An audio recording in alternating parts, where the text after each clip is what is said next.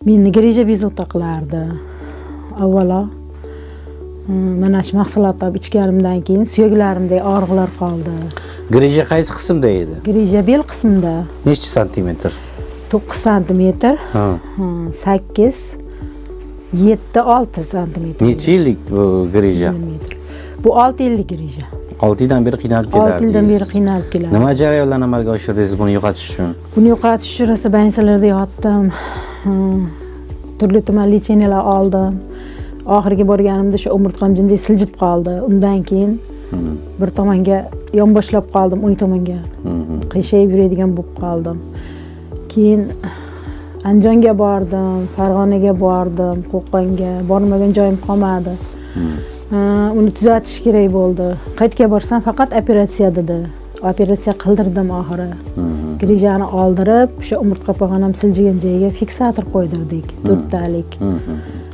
Undan keyin operatsiyadan keyin ham suyaklarim og'riydigan bo'lib qoldi. Oyog'imni yerga bossam, juda ko'p og'riq kuchayib ketadigan bo'lib qoldi. Keyin shu dorini eshitdik, shuni ichdim. Mana endi o'sha 2 oy ichganimda suyagimda og'riqlar qoldi. Kim tavsiya qildi? Buni bizga Shahzodbek tavsiya qildi. Gulkaroy ikkovlari. Qaysi mahsulotni qanday dozada iste'mol qildingiz va sizdagi 10 kunlik, 20 kunlik dastlabki o'zgarishlar haqida gapirib bersangiz? Karoliy kalsiyni shu 10 kun ichganimdan keyin sekin-sekin og'riqlar pasayishni boshladi. Keyin koenzim ichdim orasida, ikkovini. Kalsiyni 5 tadan ichdim. 5 tadan ichdim. 2 oyda keyin shu suyagimdagi og'riqlar to'xtadi.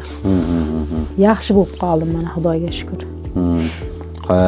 Xo'sh, o'sha hozir bir korobkani to'liq ichib bo'ldingizmi, hali yana bormi? Bir korobkani ichib, ikkinchi korobkani boshladim. Bir korobka mahsulot necha oyga yetdi sizda? Bir korobka mahsulotni men 2 oyda ichib oldim. 2 oyda yuqorida ko'tarilgan dozada ichdingiz. Ko'tarilgan dozada ichdim. Eng chiqqan doza, ko'tarilgan dozasi nechigacha chiqdi? 5 ta kalsiy ichdim, 2 tadan koenzim ichdim.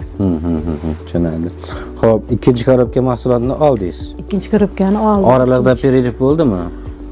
Oralarda pererif bo'ldi. O'sha pererif bo'lganda yana o'sha oldingi holatdagi og'riqlar takrorlandimi? Takrorlanmadi. 1,5 oy pererif bo'ldi, takrorlanmadi. Suyagimdagi og'riqlar ham eng qizig'i davleniya ham umuman oshmadi. Davleniya ham umuman oshmadi.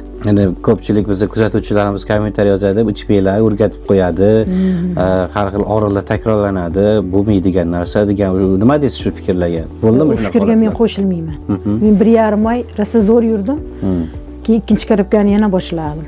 Chunki bu menga foyda berdi-da. Foyda bergani uchun yana ichdim. O'rgatib qo'yishlar bo'lmadimi? Qandaydir xumor qilishlar yoki Yo'q, unaqa narsa bo'lmadi umuman. Tushunarli. Xo'p, bu mahsulotni ichganingizdan so'ng qaysidir kasalligingizda davo olib ichgansiz? Boshqa kasalliklar ham ketdimi, paydo bo'lib? O'sha qon bosimim kuchli yurardi. 160 ga 100 yurardi. O'sha narsalar yo'q bo'ldi. Yana qaysilar bo'ldimi? Shu bel og'riqlarim, oyoq og'riqlarim hammasi yo'qoldi. Tushunarli. Shu foyda berganicha yana ichyapman mana qaytadan.